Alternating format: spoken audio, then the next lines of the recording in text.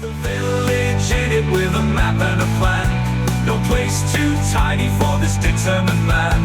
Crossing the counties one by one, you'll see in every English corner a bit of history.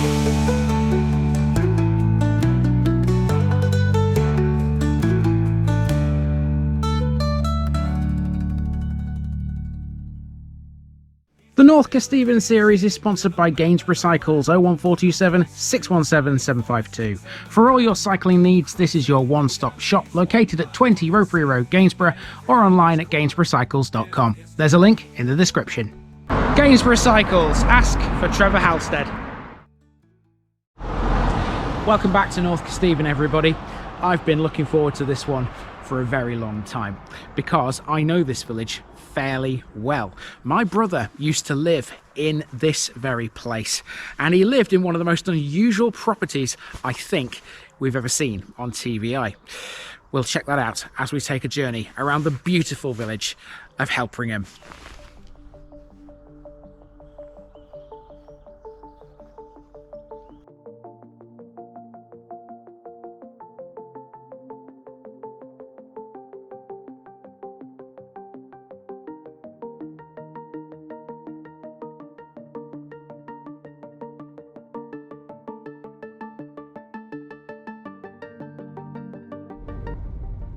Helpringham, homestead of Helprick's people. Continuing along the edge of the Lincolnshire Fens today, next we come to a village I know quite well. You see, as we all know by now, I myself am a pretty well-travelled man, but I'm not the only member of my family who's been around a bit. You'll see what I mean as we walk around the village of Helpringham, 8 miles to the southeast of Sleaford. The parish includes the hamlet of Thorpe Latimer to the south, where on an annual basis, one of the wackiest competitions you've ever heard of takes place. You'll definitely want to watch this one until the end, trust me. To the west, it extends to the boundary with Screddington up to Field Farm. The boundary to the north follows Northbeck, crossing the B1394 at the narrow Red Bridge. To the east, the boundary follows Helpringham O and extends out to Helpringham Fen and the south 40-foot drain, marking North Kesteven's border with South Holland. Once again, this was principally a farming community, and like Little Hale, Helpringham suffered a decline during the late 19th and early 20th centuries. However, it has remained a fairly substantial village, and today retains a fabulous Grade 1 listed church, which was once featured on a postage stamp. Not everyone likes its bells though. It has shops too, one of which I'll be taking a great interest in. Helpringham also has a school, a cemetery, a war memorial, and a couple of old chapels. It's all centred on the most gorgeous village green, which, honestly, if I could, I would spend all day sat upon just watching the world go by. Let's walk though. To begin the parish of Helpringham, we're having a little drive around an area to the south and east of the main village. This is Helpringham Fen, and by now we're all very familiar with this sort of landscape, aren't we? Helpringham Fen is no different to any other fen, mile upon mile of flat, arable farmland complemented by a big blue sky. It's Lincolnshire in a nutshell. In 1885, our good friend, Kelly's Directory, noted the parish covered a massive 3,227 acres, with agriculture being the principal occupation. Helpringham Fen and other areas around the village produced lots of wheat, barley, oats, beans, turnips and seeds. No wonder then that Helpringham's population in the early 1880s was almost 1,000. The chief landowners at the time included Lord Willoughby de Brooke. Keep that name in mind, it'll be mentioned a couple of times on the main walk. Before we can start walking, of course, we have to get to the village. Enjoy this gorgeous Fenland scenery for a couple more minutes until we reach civilization.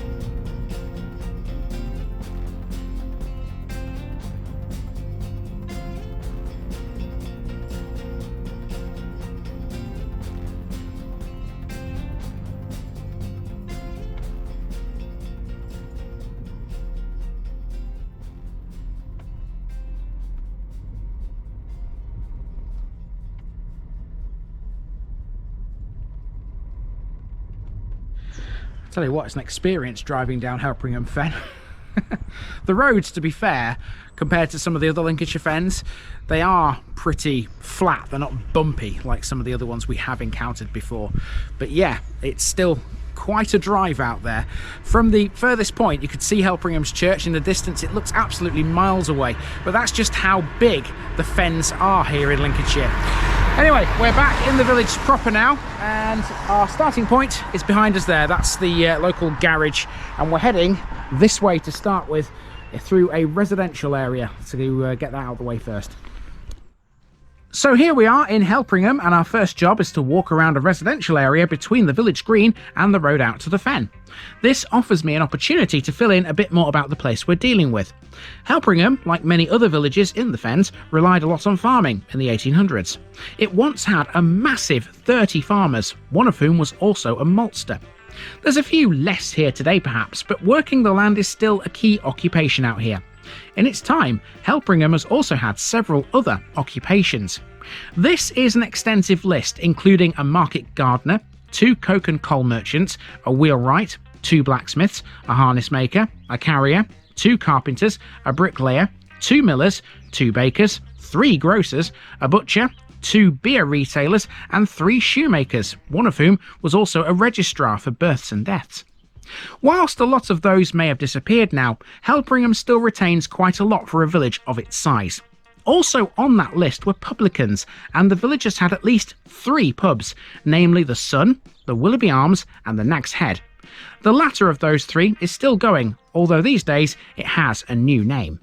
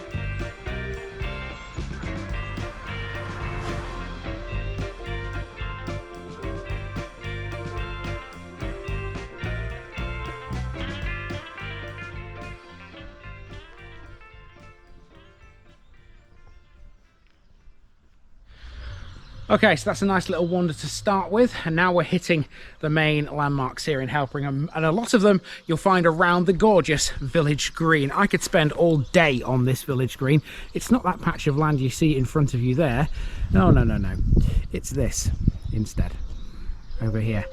And on there is the first one, which you might just be able to see in shot there. It's the War Memorial, but that one's got an interesting tale behind it. Here we have Helpringham's centrepiece, the fabulous village green. This vast triangle of land is opposite the pub and absolutely unmissable as you drive through the village from east to west. On the green are the steps and pedestal of an ancient cross. Known simply as the Helpringham Cross, it was originally erected after a charter was granted to the village in 1259 to hold a market. By 1913 it was in quite a poor condition. The shaft had disappeared and the stones of the steps were held together by clamps of iron. Today it's in much better nick because in 1921 it was converted to a war memorial. Now set into the middle of the socket stone is a modern shaft rising to almost 1¼ metres tall, topped by a wheel-headed cross. The full height of the cross is now approximately 3 metres.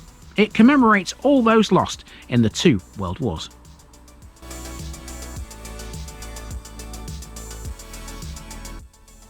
The old Nag's Head pub is now alternatively called the Brass Windmill, having changed its title in 2015. In some ways, it's an appropriate name change. Helpringham had a windmill in times past. It stood just off School Lane, but has now been demolished along with a row of cottages that were close to it. Today, the Brass Windmill is the only pub that remains in the village. The Sun and the Willoughby Arms have both closed, although we will see further around this route where one of them used to be.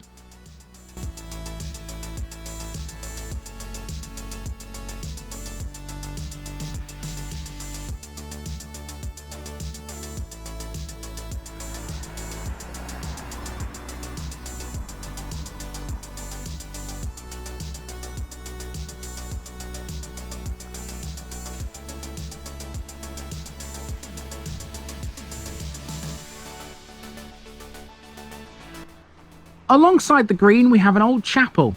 This was the one originally used by the primitive Methodists. It dates originally from 1840 and was rebuilt on the same site in 1883. There are 5 memorial stones on the side facing the street, each also dated 1883. The 1884 Primitive Methodist magazine contains a note about the opening of the new chapel to replace the previous one. It says the old one was a plain, unpretending structure. The new premises cost £400, of which they themselves had raised £150. Although it was still in use in 2009, a fact that's backed up by imagery on Google Street View, by 2014 it had been converted into a house, and you could have bought it for £205,000 according to records. Facing this wonderful green, that's a snip if you ask me.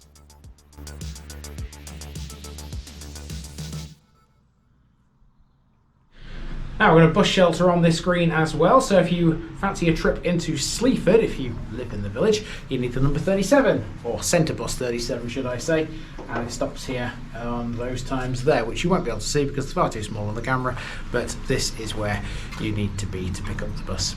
Let's continue this walk. We're heading for the Memorial Hall next. On George Street, just south of the green, is the Helpringham Memorial Hall. This is, in all senses, a village hall, and it's quite often got displays about the history of the village we're in.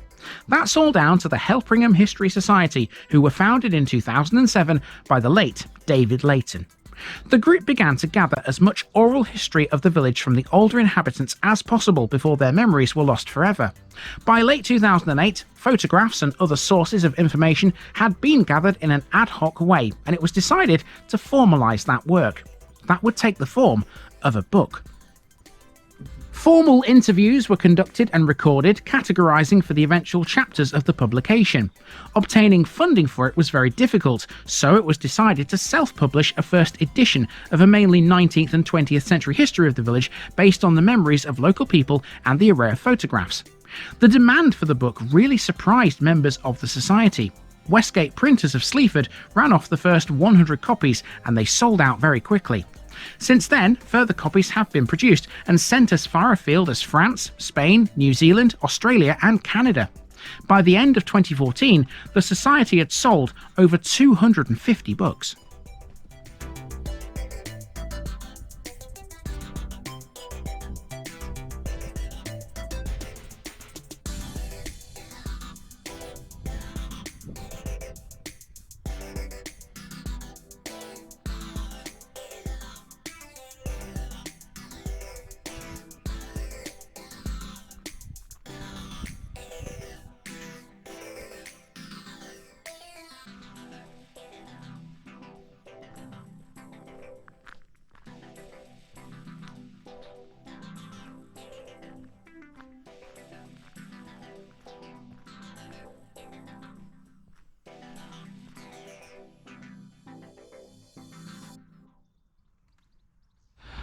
Okay, we've reached the end of School Lane and we've taken a left turn. Now, if you do that at this point, you're heading towards the hamlet of Thorpe Latimer, which will be the last thing we cover in this episode because it's also within Helpringham's parish boundaries.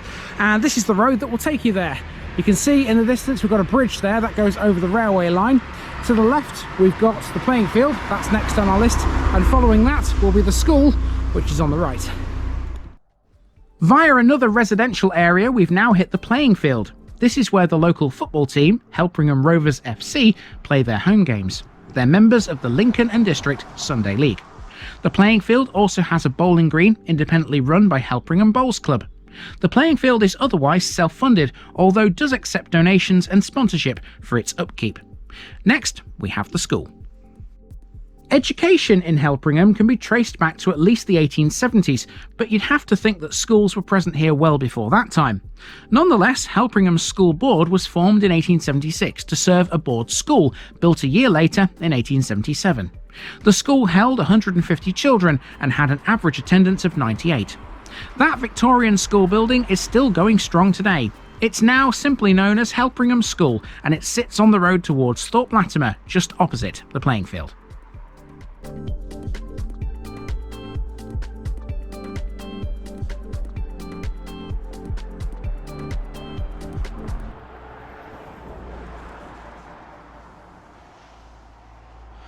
Okay, so in front of the school we've got a notice board. It's actually a school notice board, not a parish notice board, but you know what?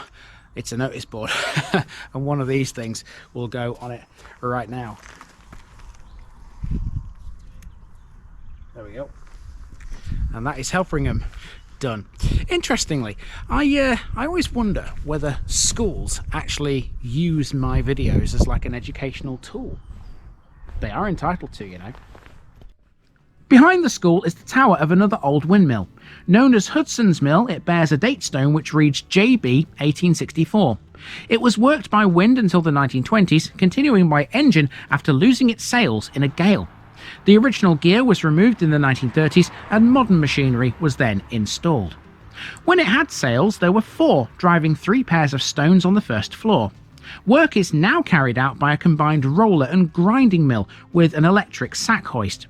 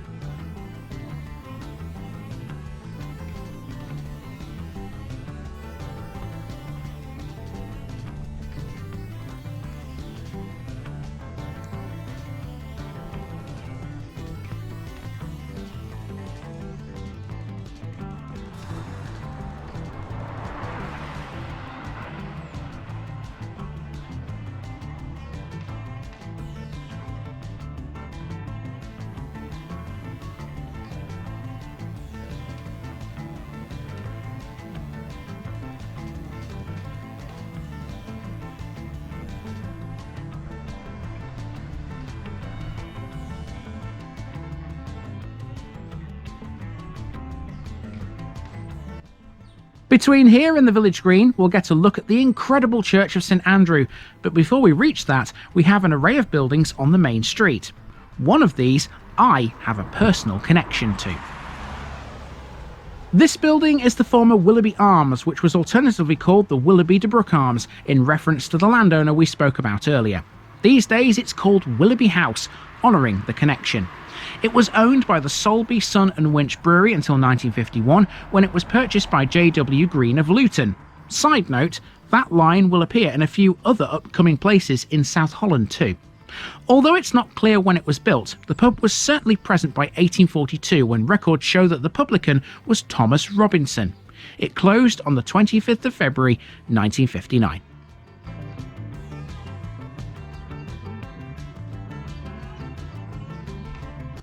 A few steps up the street is an area I know very well, and this has changed considerably in the last few years. I didn't even need to research this part of the village because I remember it very clearly. This building here used to be the post office. It's closed though in the last couple of years. It was definitely still a post office in 2021. How do I know that, you ask? Well, the answer lies with the building that's right next door. For a short time, my equally well-travelled brother, Colin, lived in this very property. This used to be a hairdresser's before he moved in. I've been inside this building.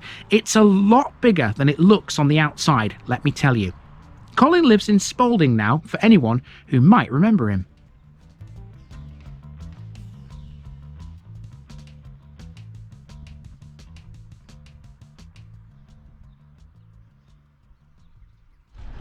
Well, let me tell you folks, if you think I'm a well-travelled person, I've got nothing on my brother. He's lived in all sorts of places across Lincolnshire. You might remember, in fact, earlier in the North Kesteven series, we were in Timberland where we saw, well, I saw his old house. I didn't actually tell you which one it was. He used to live there as well. But that place is probably one of the most unique properties he's ever lived in. And it's one of the most unique here in Helpringham too. When Colin was a resident of Helpringham, this shop was never a general store on off licence. Instead, it was A.J. Rollins's Butchers, but I can't remember it ever being open. If memory serves me right, it was stood empty for a long time. These days, it's now the main village shop.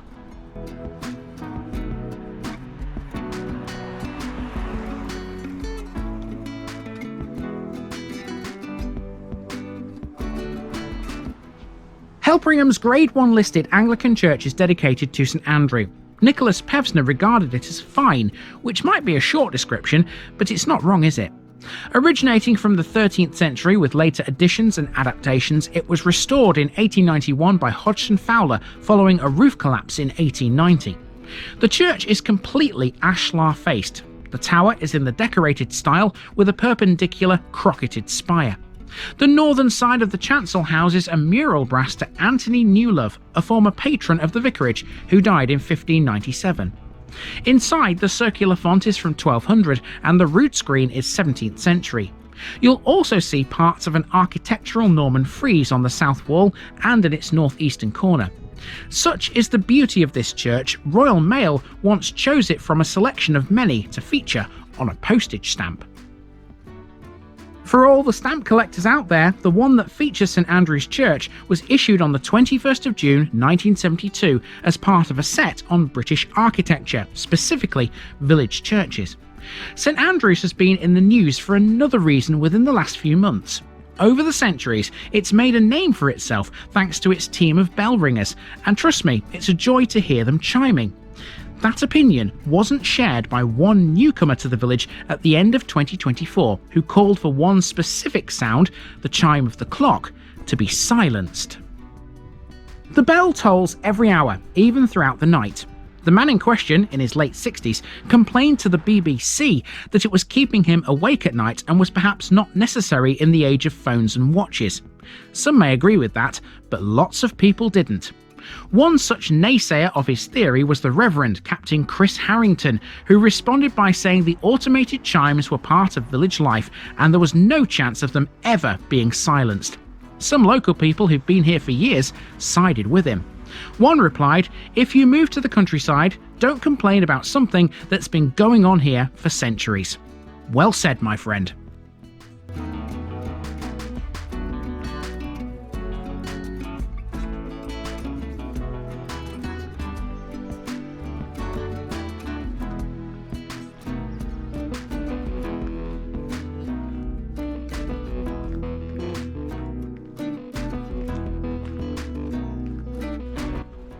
We have two landmarks left on the walk. Up a side street just after the church, here's the first of them.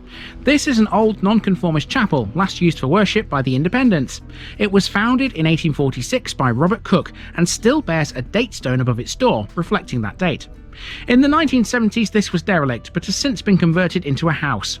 Today it's otherwise known as No. 5 Chapel Lane. A modern flat-roofed extension has been added to the rear. There were 3 chapels in Helpringham at one time. As well as this for the Independents, there was a building for the Baptists and, of course, the one for the Primitives on the green.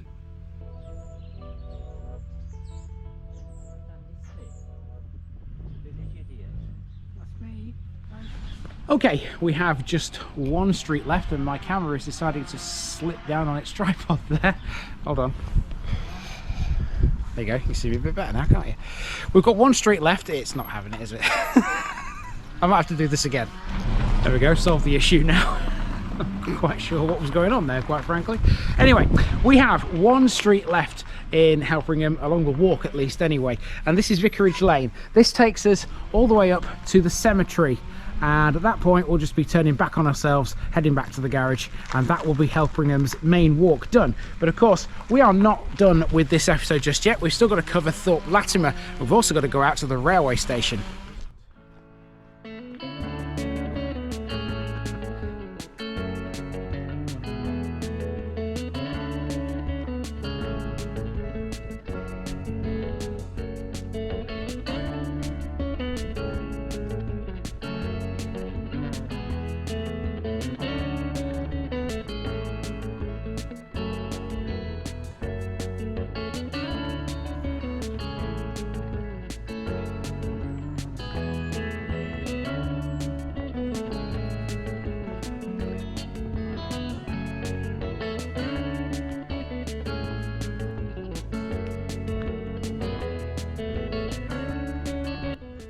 After walking the length of Vicarage Lane, we come to our last stop, on foot at least.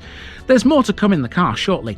This is Helpringham's pretty extensive cemetery. It was established in 1872 as a new burial ground after the churchyard at St Andrews became overcrowded. It's located on Hale Road, east of the village. The parish council manage the cemetery today. Both in here and in the churchyard at St Andrews, you'll find many graves belonging to people with the surname Robinson. They have, for well over 150 years, been a prominent family in the village. In the late 1700s, Robert and Mary Robinson ran the Willoughby Arms when it was a coaching inn. There is a sketchy theory that the surname Robinson originated in Sleaford, or very close to it. A lot of Robinsons emigrated to Australia in the mid-1800s, so if you're an Aussie and you have that surname, this trip around Helpringham may well have shown you the village where your ancestors once lived.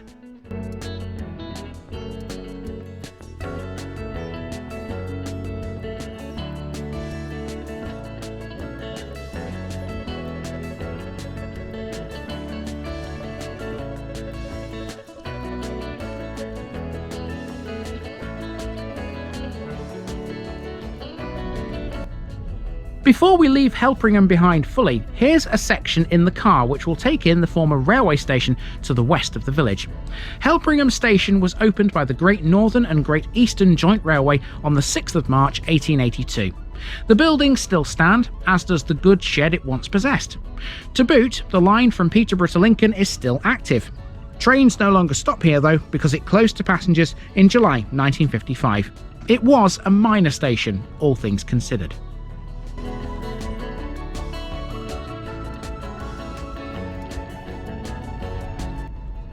Our last job is to make our way towards Swaton, because that's coming next. Between the two villages, there's a small hamlet by the name of Thorpe Latimer. It's an interesting place name. Thorpe is, of course, an outlying settlement, as we know already, but Latimer is a bit more involved. Several people across the world are Latimers, but they likely don't know they are. It's actually a profession, but today we wouldn't call such people Latimers.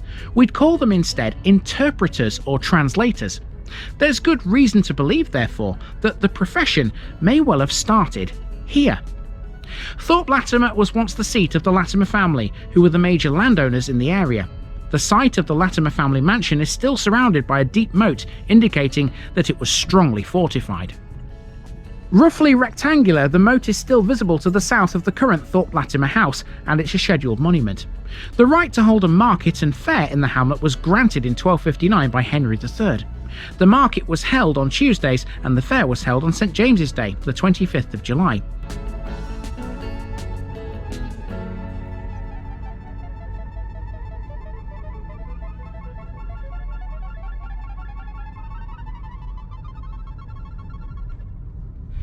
Now, as you drive through Thorpe Latimer towards Swaton, you'll pass this field. Now, this looks like any normal, regular field, doesn't it? But in June every year, it's anything but. Thorpe Latimer is now a farm of about 400 acres, and most of its past is pretty much consigned to the history books. However, every year, Thorpe Latimer puts itself on the map in a different way. Here, between Helpringham and Swaton, one of the craziest events ever conceived takes place annually. I'm talking about the World Egg Throwing Championships.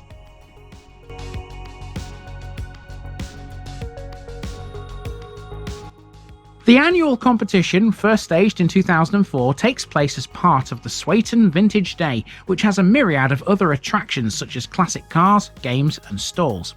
The main event involves an egg being thrown to a catcher, standing initially 33 feet or 10 metres away from the thrower. The idea is to catch the egg without it breaking. The distance is then steadily increased until the egg finally gives up the ghost, which of course can get a bit messy. Last year, participants from across the world gathered here hoping to beat the current world record of 309 feet, that's 94.3 metres. The record was achieved by a team from New Zealand in 2016. However, Andy Dunlop, the president of the World Egg Throwing Federation, told the BBC ahead of last year's event that teams rarely come anywhere close to that marker. So how did this wacky event come about? Well, like most weird and wonderful bits of folklore, there's a historical source, and in this case it kind of makes a bit of sense. The roots of the event can be traced back to 1322, when local monks were given land to build a church by a river in a place now called Bridgend, and not the one in Wales. The monks controlled all the poultry in Swaton and encouraged the villagers to attend their church by giving an egg to each worshipper. When the river was too high for the villagers to cross, the monks would throw the eggs instead across the water. This somehow survived the test of time, and people today are still chucking eggs at each other. And let me tell you, catching eggs is not an easy task. With the distance involved, the fragile missiles can come hurtling at you at speeds well over 120 miles an hour. The skill isn't in the throwing, it's most definitely in the catching. That's if the egg ever reaches you, because at high speeds, eggs have been known to burst in mid-air. There are other egg-themed events at Swaton Vintage Day. Another sees the eggs launched by way of a trebuchet, a type of catapult that uses a rotating arm with a sling attached to the tip. So what about the rest of Swaton Vintage Day? What else is on offer? Let's cover that too. It can be defined as a vintage country show, organised and run by locals to raise money for local, national and international good causes. Over the years, around £100,000 has been raised for things like the Links and Knots Air Ambulance, the British Red Cross, Macmillan Cancer Support, Leukemic Research, the Coliac Society, Shelter Box, children's hospices and local churches and community centres. It started in 1994 by a couple of local farmers as a way to showcase their vintage tractors, and soon it had expanded to become the world-renowned extravaganza it is now. The World Egg Throwing Championships were added to it in 2006. Vintage tractors are still displayed at the show, along with other vehicles like cars and motorcycles. There's usually a wood carving display and a dog show too. The whole thing is complemented by an array of stalls, games, amusements and food. It really is the premier event on the calendar for everyone in Swaton, Thorpe Latimer and Helpringham. And that's a good reason for you to come and check it all out. The Swaton Vintage Day in 2025 will take place on the 29th of July. I've included a link below where you can learn more about it, the World Egg Throwing Championships and all the other events that take place. As far as Swaton Village goes though, you can learn a bit more about that here on YouTube tomorrow. Join me there for the final village in this North Kesteven run.